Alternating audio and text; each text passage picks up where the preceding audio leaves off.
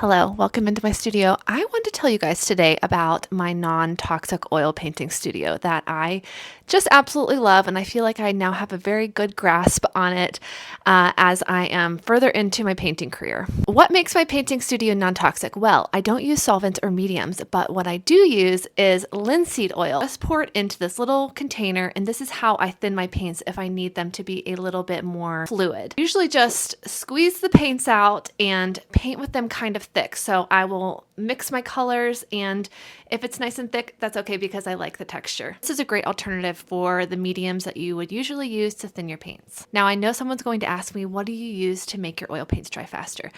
I like the slow drying time of oil paints. I lean into that aspect of it.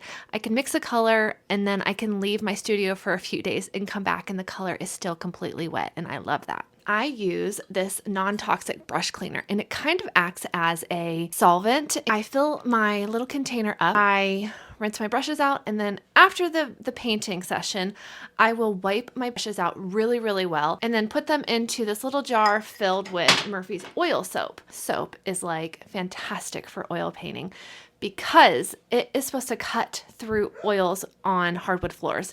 And I'm not a scientist, but I know this works, and even if your brush is like completely dried solid with paint, you can let your paint brushes soak in this overnight and boom, your paint brushes will be good as new, if not in 24 hours, then in 48 hours. As far as pigments go, yes, I do paint with some toxic pigments, but here's why I'm not super worried about it. The pigments are suspended in oil. If I was using like oil pastels and there was like a plume of this toxic pigment in the air and I could breathe it in and it would go into my lungs, that would be super unsafe and not for me. But since they're suspended in oil, the only way I could get any health effects from these paints would be if I ingested them. So that means if I took my paintbrush, and this is a completely clean one, and I put it in my mouth like this, don't do that. Or if you have like an open cut on your hand and the paint gets onto the cut. While a lot of people are held back because of the toxic aspect of oil painting, I honestly don't think you need to be.